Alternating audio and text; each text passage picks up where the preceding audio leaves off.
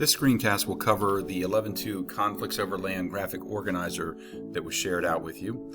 My presentation does not have that last column that is asking what part of the country, unique questions, or fascinating facts, but we'll kind of cover some of these things.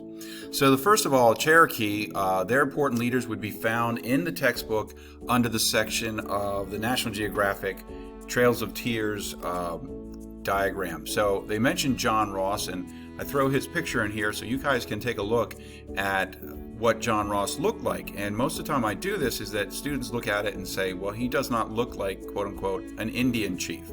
But this is a way of documenting and showing how much the Cherokee people tried to assimilate and fit into, quote unquote, white American culture, is that they began to dress that way and look in some ways that way. But he was a full-blooded Cherokee chief, and he is the person that's going to be in charge of their way of fighting against the Indian Removal Act. And so what they're going to do is they're going to take that legal route, just like white Europeans would do it, is that they'd fight for it in the courts instead of literally with fists and hands and weapons. So they, of course, appeal and take their case to the Supreme Court. Worcester is obviously on the side of the Cherokee, and Georgia is the state that's trying to remove them. Now, we do know that they make it all the way to the Supreme Court, and Chief Justice John Marshall rules in their favor, but we understand that President Jackson, just refuses to enforce that decision of the courts.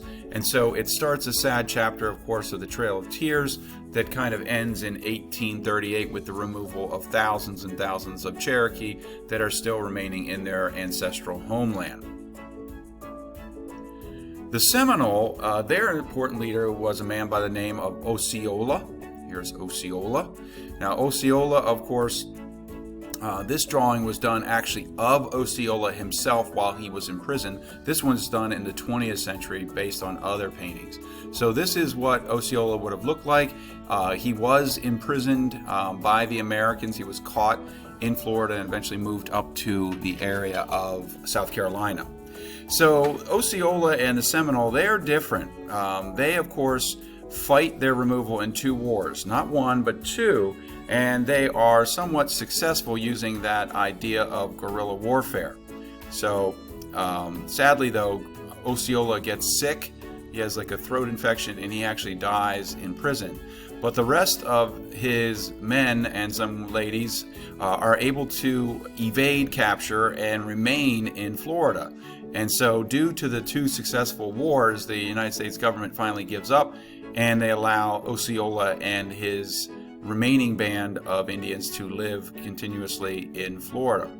So where might you see Osceola today? Now, obviously, he's gone, but his image is still around. If you are a Florida State football team fan, then you know that at the beginning of each home game, this person dressed as Osceola comes out and throws this flaming spear into the ground as a way of showing that they are the Florida State Seminoles. The other place that you'd see it is there's actually a county named after the former leader of the Seminole Indians, Osceola County. Now, last but not least, we have Sauk and Fox, and we have Black Hawk, we mentioned before on the previous screencast. This is Black Hawk, okay? And then you can sort of see this is from your textbook. A little quote up here. We told them to let us alone and keep away from us, but they followed on. So this would be Black Hawk, and this would be his son, Whirling Thunder. And so they attempt to return to their homeland, but sadly they are tracked down and killed. Most of the tribe is wiped out near Iowa. So they had already made it to Indian territory. Now, I know of you thinking of Oklahoma, but parts of Iowa are also settled by nearby local tribes. And their homeland, of course, was Illinois. That's where Black Hawk's trying to get to. So Black Hawk is basically a change in the name. It's actually Black Sparrow Hawk in the Sauk and Fox language. So you can try and pronounce it yourself. But this is basically the way the various Indian tribes reacted differently to the Indian Removal Act of 1830.